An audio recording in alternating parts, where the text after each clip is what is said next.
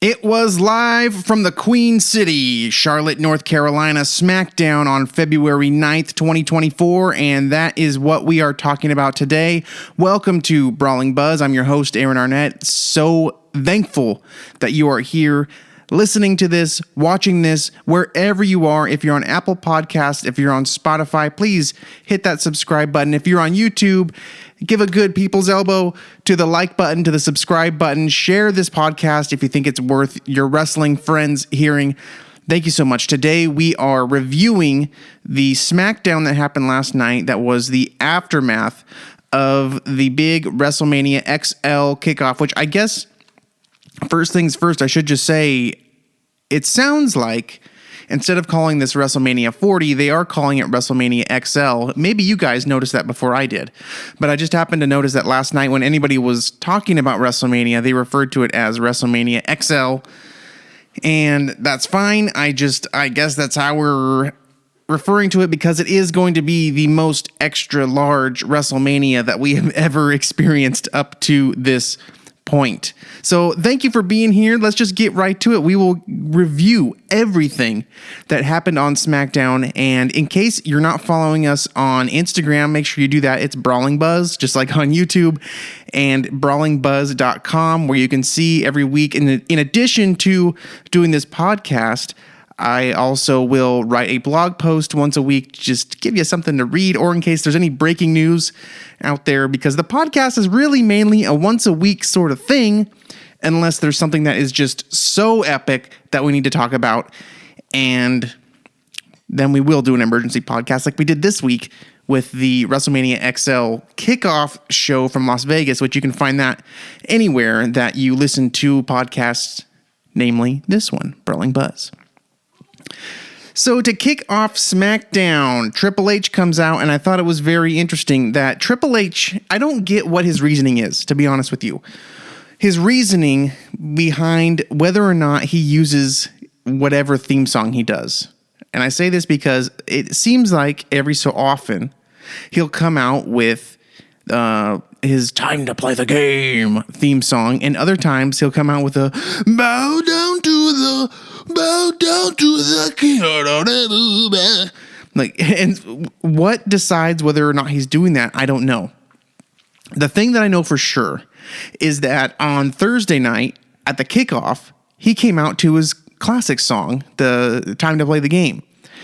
Last night, he came out to his corporate music, the Bow Down to the King version. So was Thursday just an accident? I mean, that happens sometimes. Remember, a couple months ago, they played Sami Zayne's heel music on accident. I wonder what the deal is with that. If that's intentional, if Thursday was meant to be more like, hey, fun, Triple H, and last night was like, no, Triple H is asserting himself as the authority figure here. I don't know. But we kicked off SmackDown. Triple H comes out, and he basically says, look, I don't care who you are. I don't care what board you're on. You're not in charge. You actually have no power. I'm the one with the power. So if you think you have power, it doesn't matter what you think. And obviously he's taking shots at The Rock.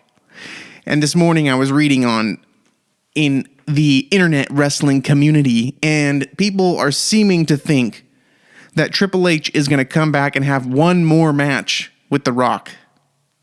I don't know if I believe that.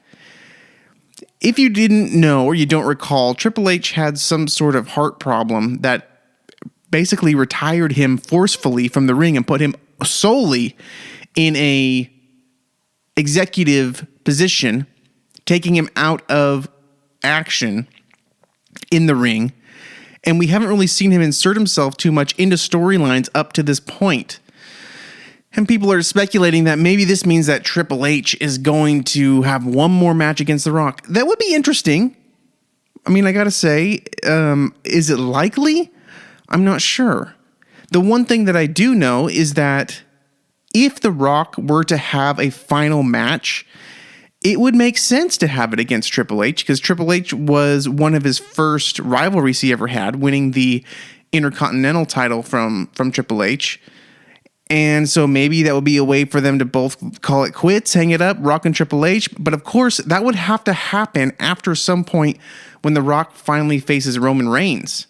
because we still have to assume, even though they're on the same side of this thing against Cody, we're going to eventually get The Rock versus Roman Reigns. And I think it's going to happen next year at next year's WrestleMania. And people are saying on the internet that, it's going to happen at Saudi Arabia. Sure, that could happen.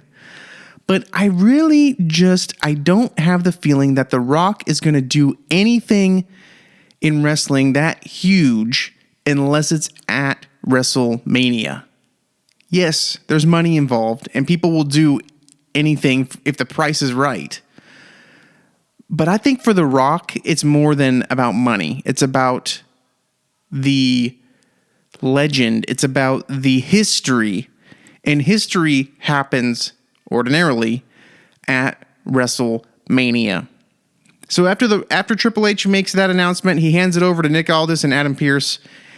And they make the announcement that starting tonight on SmackDown, we are going to have a tournament over this SmackDown, the following Raw, and the next SmackDown after that. They said 3 events. That's the 3 events. I'm assuming it is. And to decide who is going to be in the Elimination Chamber. Now, I should have given you all the people that they said were going to be in it. But just off the top of my head, some of the people who mattered who were going to be in it are LA Knight, Logan Paul, AJ Styles, Drew McIntyre. So as soon as they announced this, Drew McIntyre comes out still wearing his CM Punk shirt. I wasn't sure if they were actually going to release that or if that was just a one-off. No, they have released that. And according to Drew, that shirt is outselling CM Punk's actual merchandise. Whether that's true or not, I don't know. But if it is, it's hilarious. And I can't believe that they're actually capitalizing on this meme, basically, that they've created of a shirt. And I like that they are keeping Drew reminding people, because, yeah, CM Punk's going to be away, but maybe he's still going to be around WWE even during his injury time. Drew is reminding people, I took care of CM Punk. I'm the one who injured CM Punk, and I'm the one who sent him away hurting even more on Monday Night Raw. So Drew McIntyre comes out. He tells us about his shirt and that he's the reason that Cody got to pick Roman, and he tells the WWE Universe that you're welcome. And says, of course, that he's going to become champion. And we head to commercial break. Come back. We get Drew McIntyre versus AJ Styles. The winner of this match will have an entrance into the Elimination Chamber, which the winner of that Elimination Chamber match will end up facing the World Heavyweight Champion, which is of right now Seth Rollins at WrestleMania. But before they even get started, in comes L.A. Knight. Yeah.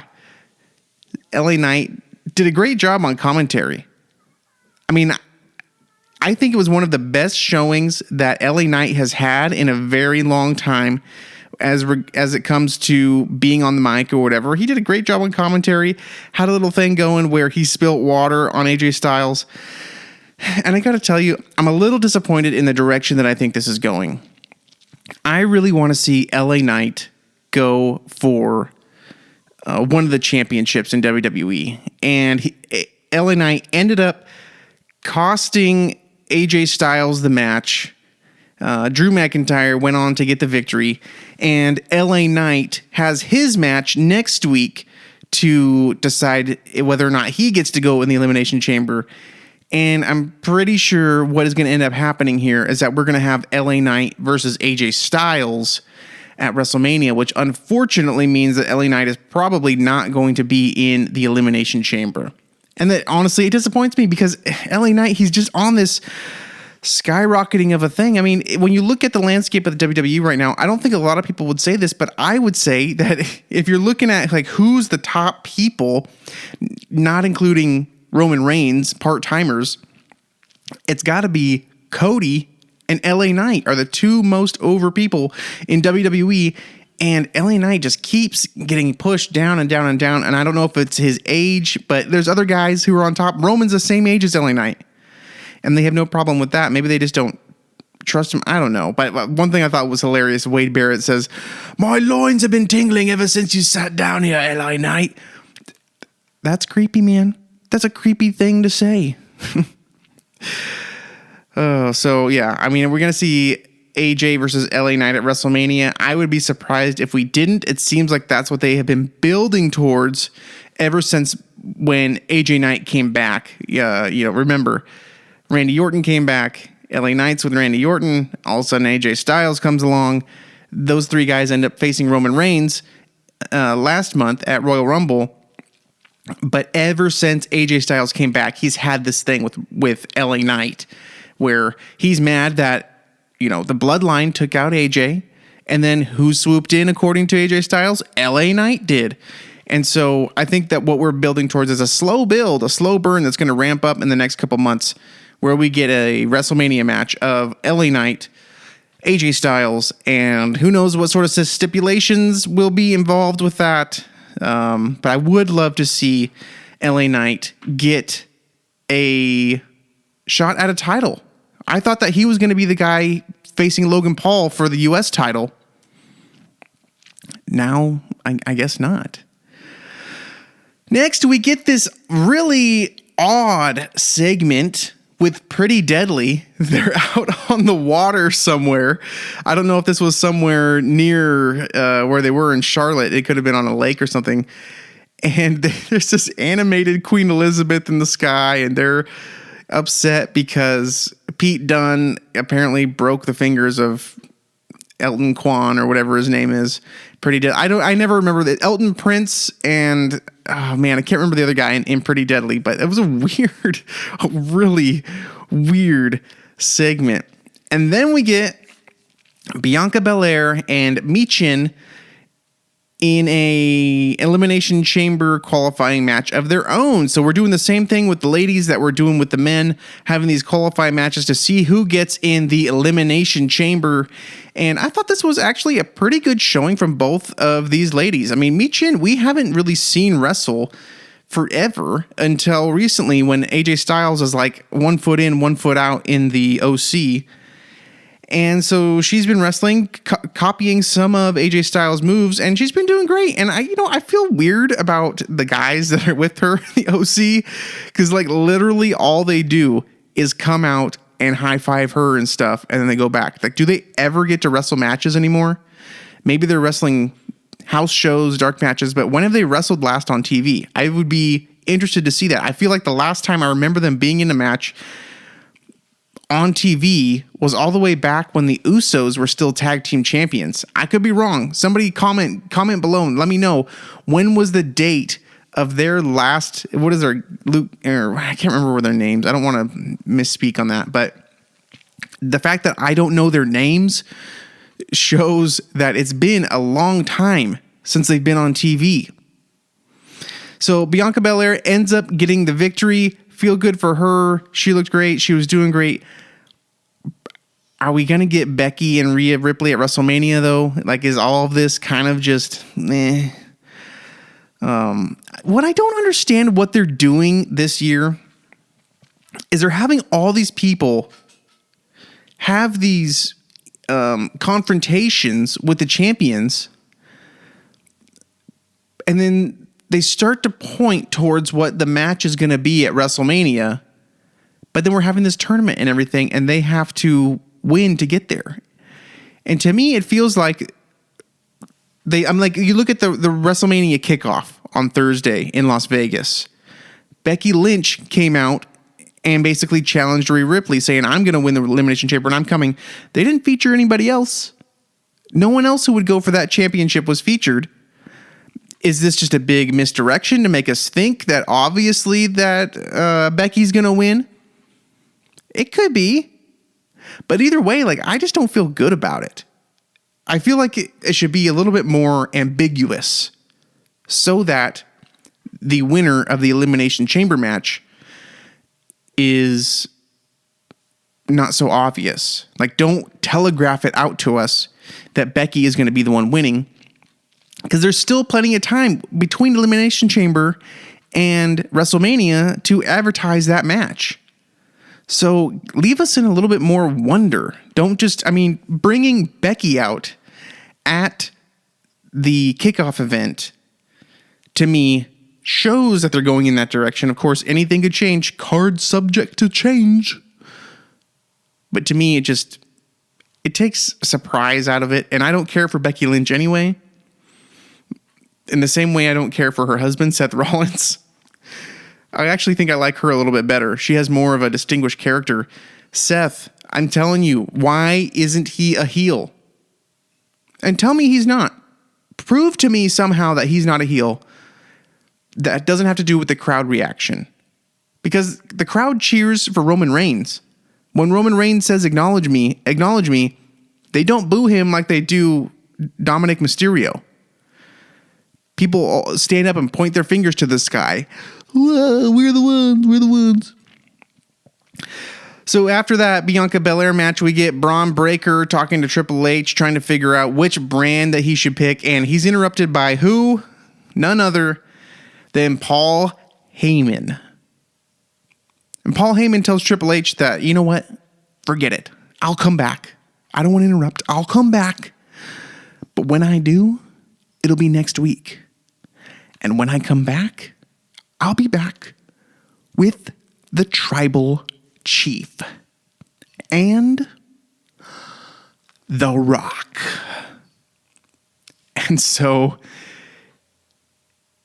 exciting that is, that next week on SmackDown, we are going to see what the next chapter is in this story with Roman Reigns, The Rock, Cody Rhodes, and I bet you that Seth Rollins will be there too. What I think is interesting is on this episode of SmackDown, we've had a lot of performance and interference by people who aren't on the SmackDown roster.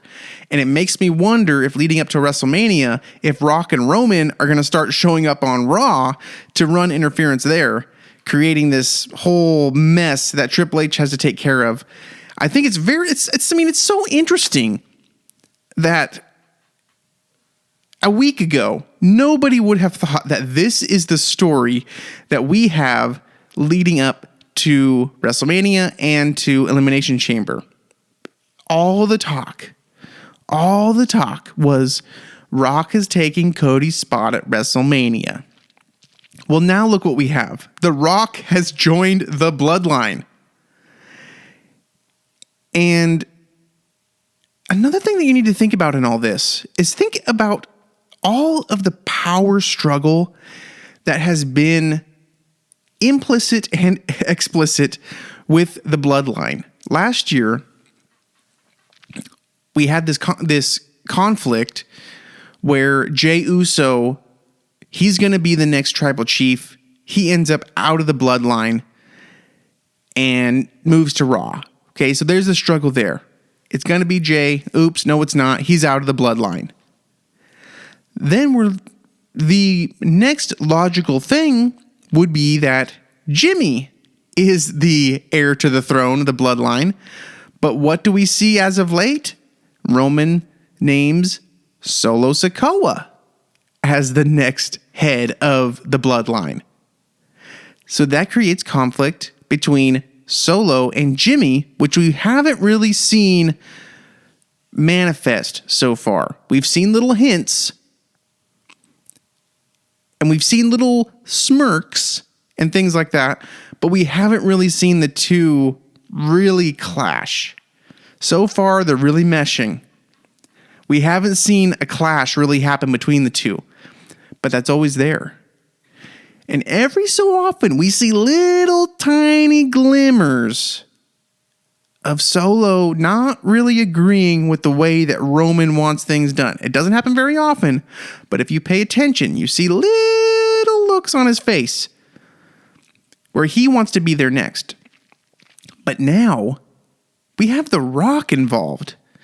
The Rock, this entire time, has been the shadow real tribal chief, according to the WWE universe. I think we all would say that the obvious thing is The Rock is older. The Rock is the guy who paved the way for the family in the modern era. But now The Rock has come on board, siding with Roman Reigns. Is he going to take a position of leadership here and lead the way and help Roman Reigns to maintain his spot?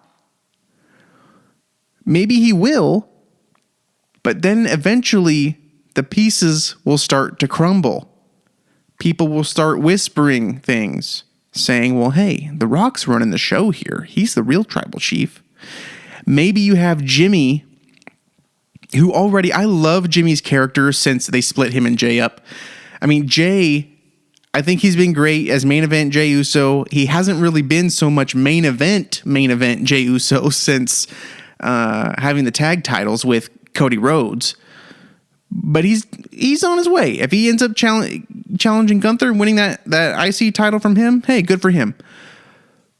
But Jimmy's character has been the sleeper, if you will, where, I mean, he's playing dumb. He's playing dumb, right? And you think, well, he doesn't get it. He's just going to let people walk over him. But you watch. There's going to be a time where it's the straw that broke the camel's back for Jimmy. And he's going to turn. And I think what we're going to see is he's going to start going to The Rock and asking The Rock for directions instead of Roman Reigns. And it's going to start to get on Roman's nerves. And we're just going to see little by little, because we still have a year from this point. If they're going to do Rock and Roman Reigns at WrestleMania 41, we still have a good year of Bloodline storyline to tell leading up to that, where just little chips here and there start to come out. It's almost like playing a game of Jenga. Each piece you take out, the whole thing starts to get a little wobbly. I think that's what's going to happen with the Bloodline. And little by little, we'll see it start to crumble until finally this would be genius. You have The Rock. The Rock is being helpful. The Rock is being the big brother to Roman Reigns. He is protecting them. He is making sure that Roman gets his way whenever. But then Roman starts to get jealous. And all of a sudden, maybe it's Royal Rumble next year, something like that. Roman is going to be the one to turn on The Rock, solidifying Roman once again as the real heel in the situation, turning Rock into the babyface, and then you have Roman Reigns versus The Rock at WrestleMania 41. That's kind of how I would do it. But what do I know? I'm just a wrestling talk show host. I don't know anything about wrestling. So all of that was just about the little segment that Braun Breaker and Paul Heyman had with Triple H. After this, we have Bayley. Bayley comes to the ring, and she basically says, look, guess what? I'm on my own now. I can't believe it. Here comes Dakota Kai, and Dakota's like, hey, what are you doing, man? Why would you do this? We don't know if Dakota and Bayley are on the same side or not. Out come the Kabuki Warriors, Io Sky, and Dakota fends off Bayley from the Kabuki Warriors and the WWE Women's Champion.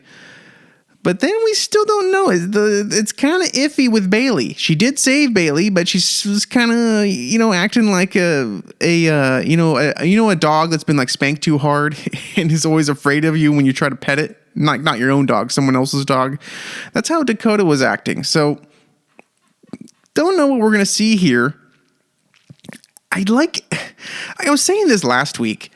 I like the concept of Bayley going against Io Sky, the Kabuki Warriors, and all that. And I think for me, what loses effectiveness in all this is the language barrier thing, because I can't ever get it. Like, I can't get past it in my head that they don't understand really what Bayley's saying. And they all speak Japanese. I know that there's different levels of language learning, and I get it.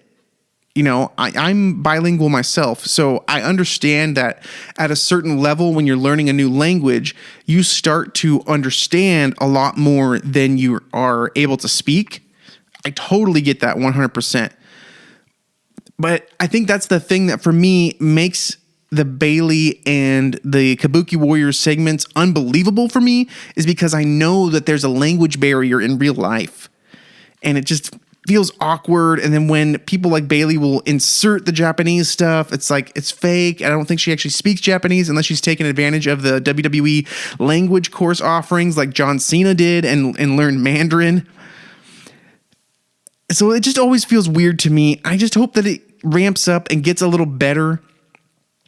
But so far, I've just been like I said, I get the concept. I love the concept. I just haven't loved the execution of it. After that whole snafu, we get Randy Orton backstage, basically says he's fine with his WrestleMania detour. He's going to go to Elimination Chamber, get there and face Seth. That will be interesting. That's something people haven't been talking about. People have not assumed that Randy Orton is going to go for the title. We could see. Next, we get Pete Dunne and Tyler Bate, who defeat DIY in a qualifying match. They're going to face Pete Dunne and Tyler Bate, I guess, are going to challenge they are. They're going to challenge the Judgment Day for the tag titles at Elimination Chamber. I think that Damian Priest and Finn Balor need to drop the titles. I forget that they're tag team champions, to be honest. Because the whole story really, what is the story with the Judgment Day right now? I feel like we have Rhea Ripley is being challenged by a bunch of women. Dominic is just kind of out there tagging strangely with JD McDonough. And then you have R-Truth. And R-Truth is the most exciting part about the Judgment Day at this point. And if they don't have R-Truth somehow help Damian Priest win the title whenever he challenges for it and cashes in his Money in the Bank thing, then I don't know what I'm going to do. But R-Truth basically is the Judgment Day at this point, and I forget. I think that they're lame champions right now. They're lame tag team champions. And I understand that you want to make them dominant, but I don't know. Maybe it's time to split up the tag titles and have tag champions on both shows. Just something about it is lame to me. I feel like even when the Usos were tag team champions, like you knew that they were dominant, they were more flashy with the titles, and I know, but they were heels too at that point. So I don't know. It's just something about the Judgment Day being tag champs right now. It just isn't great. I don't think the thing is there's not enough heat on Damian and Finn Balor. I think that a more effective Judgment Day tag team championship reign would be JD and Dominick Mysterio. They would be better champions. Because Finn, he doesn't need the tag team championship. Damian Priest doesn't need the tag team championship. He's Mr. Money in the Bank. Why not have them lose it to Pete Dunne and Tyler Bate? Let them celebrate. Let them have the titles for a little bit. And then have them face off against Dominic and JD McDonough, or Dominic. Actually, what would be more funny is Dominic and R-Truth. Can you imagine Dominic Mysterio and R-Truth as the tag team champions? I mean, you put R-Truth with anyone and it's an odd couple, but that would be gold. You have R-Truth. Because here's the thing. People would boo the heck out of Dominic Mysterio, but then they love R-Truth. So what happens when they come out together and they're teaming together? Now remember, before you think I'm crazy, think back to the Royal Rumble. Who did R-Truth tag in at the Royal Rumble with? Dominic Mysterio. It's not too crazy, is it? Dunn and Bate, it was a good match. I get distracted by Tyler Bates' like weird feet moves and stuff. I think it's funny. But yeah, good for them. They'll face the Judgment Day. And speaking of Dominic Mysterio, he will face Kevin Owens next week on SmackDown for a chance to be in the Elimination Chamber. And I guess that'll settle it, whether or not they're going to do the tag team thing pretty soon, whether or not Dominic gets in to the Elimination Chamber match. After that, Logan Paul was upset at Nick Aldis for putting him in an Elimination Chamber qualifying match. And next week, he's going to face The Miz to see which one of them gets in the Elimination Chamber. And I got to say, I don't like the idea of either of those guys being in that match. If Logan Paul is going to be in the match, to me, either of those guys, when I think of either of those guys being in the Elimination Chamber match, neither one of them is going to win. Both of them would have a really good showing.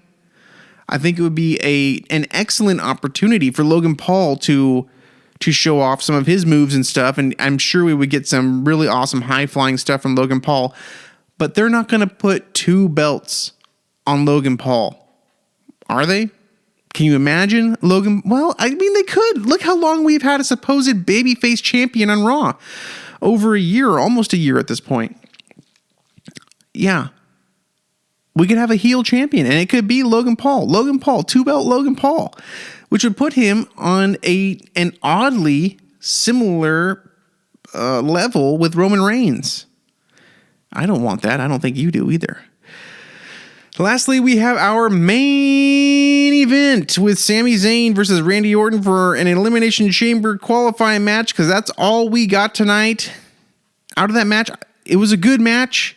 It was a kind of vintage Randy Orton match, and it was a great Sami Zayn match. A couple of things that I saw from him, things that I haven't seen before but actually were classic, was when Sami Zayn threw Randy Orton out of the ring, and then he was going to do his little run and jump over the ropes, but Randy Orton got out of the way, and so Sami Zayn just kind of bounced off of the top rope and back into the ring, and I thought that was so cool. I have never seen somebody do that before. Of course, if you were an El Generico fan and watched Sami Zayn for years and years before this, which I didn't, then you would know about that move, but I had never seen it, so I thought that was very spectacular.